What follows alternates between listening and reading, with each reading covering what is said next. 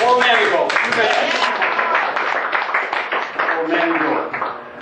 Yeah, I'm from the Jersey Shore, and no, I don't know Snooki. Anyone drive in today? Woo! Holy shit, I hate my car. I hate driving. I hate going for gas nowadays.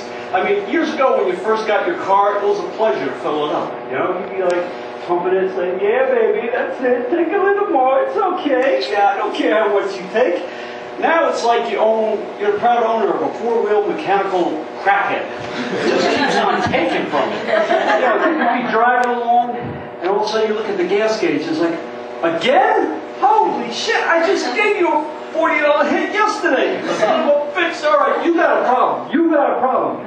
All right, one more $20 hit. That's it, that's all I can give you. I got to buy milk, God damn it. But Paul mentioned I was a fireman. I'm a retired fireman now, which I did 30 years, and I retired a couple months ago. A lot of good memories there, a lot of good memories. You know, it's nothing like sleeping in the same room with 20 guys after they devoured a 30-pound block of cheese or good times. But I'm doing more around the house now. I'm helping out, doing more chores and stuff like that. Like today. Today was a perfect day to take down the Christmas lights, I thought. Yeah, I know we're halfway to Christmas, but not past the halfway point. But I got an idea. If all us guys stick together, we will never have to put them lights up and take them down ever again. We're going to change the name. We're going to call them celebration lights. Put them up once, you never take them down. Light them up every holiday or birthday, Easter, light them up. Mother's Day, light them up. National Pickle Week, put those lights up. Ran the idea past my wife today. I said, well, what do you think? She's there. Well, what do you think the neighbors are going to think? I said, well, they're going to think we're a couple of celebrating mofos up here. 2 minutes later, I'm taking the lights down. But I'm doing other things too, like cooking. I'm trying my hand at cooking, which is hard for me because I'm Irish. And let's face it, Irish people aren't known for our succulent cuisine. I mean, you walk around Manhattan, there's not one 4-star Irish restaurant anywhere. And on TV, you got famous chefs. You got Rachel Ray, Emerald, Wolfgang Puck.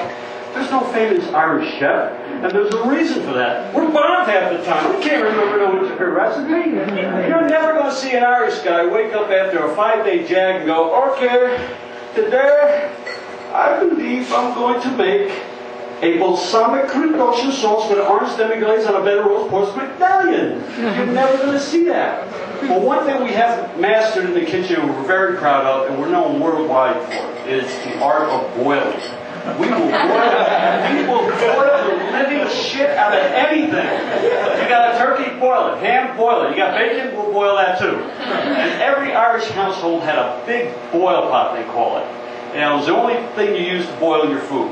I remember coming home from school one day and my grandmother got the pot boiling away on the stove. I go, hey Grandma, what do you got cooking there? She said, well, it would seem your grandfather was watching Jackie Gleason last night, and the poor dear laughed himself into such a frenzy that, well, he had a little more fruit to his Fruit of the Looms, if you know what I mean. So, but don't worry, we're going to have a lovely boiled on the broil as soon as I'm done. I say, okay, Grandma, I think I'm going to be on that South Atkins beach diet for the rest of the week, so I'm not doing any boiled food. Probably going to college. But, being Catholic, you had to go to Catholic school, which meant one thing. You were taught by the nuns. Yeah, you know, they put shivers up my spine. The nuns, basically, if you don't know what they were old ladies who dressed like penguins, who never got laid, who beat the shit out of kids. And I did everything in my power to miss class. I even joined the altar boys, so that way, during the week when they had a funeral, I got out of class to go serve on it. And the nuns used to promote that. They thought that was the greatest thing, you know. Anything. If the nun had something planned, like, all right, well, some Thursday, Penny and you will have a major history exam. Yo, sister, no good for me. I got that Blister Kelly funeral on 10. She'd be like, all right, go, you go to the Lord's work. That's perfectly all right. Okay, we'll make up that some other time. Then I took it one more step. I became head altar boy. And no, that didn't mean the priest had first crack at me. But I got to assign the masses to the other altar boys during the week. So it was great. During the week, I would get little bribes. One kid would come up, hey, you want my barbecue potato chips? Oh, okay, sure. 7 o'clock, that's good for you. Another kid would say, I got a roast beef sandwich. You can have it. Oh, roast beef. Someone wants to sleep in. It's 9 o'clock. And you get the one kid, I got some milk duds you can have. Milk duds. I'm lactose intolerant. You're giving me milk duds. Yeah, I hope you're an early riser, Mr. 6 a.m. But going to Catholic church, you had to go to confession once a week. Every single week. And it was a real pain in my church because all the priests knew you and they gave out weird penance. You go and say, bless me, Father, I sinned. I lifted some change off the old man's bureau and I got caught looking at Playboy. But priests would be like, all right, Charles, for your penance, I believe it would be prudent if you go tell your father what transpired and also tell your grandmother of your momentary lack of good judgment. Yeah, okay, Father, let me get this straight. You want me to tell my old man, who's about on his 7th cocktail by now, that I'm stealing money, and you want me to tell my grandmother, who's 70 years old, that I like to look at tits? Ain't happened, Father, not in this lifetime. But it got a lot easier once they had a foreign exchange priest come in. Father Gupta from Bombay, India. Nicest guy you want to know, didn't even stand or speak English too well.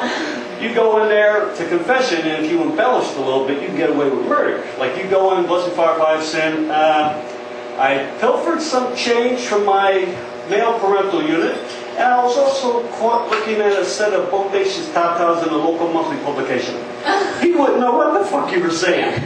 You know, there'd be dead silence on the other side of the street for about 5 minutes. And finally he'd be like, okay, good confession. Someone else, but this goes Domino's, 2 Hail Marys, thank you, come again. And you'd be out the door. But pretty soon, the entire town knew about Father Gupta. So on a Saturday morning, there'd be a line out the church, down the block, and around the corner just to see him. People walking by would see the line, they'd be like, what's going on? What is that, Led Zeppelin tickets on sale? What's going on? And it didn't matter what you did. You could be a mug, a thug, a recreational masturbator, or an axe murderer. 2 Hail Marys, you're back on the street with Father Gupta. Hey, thanks a lot, everybody, for coming.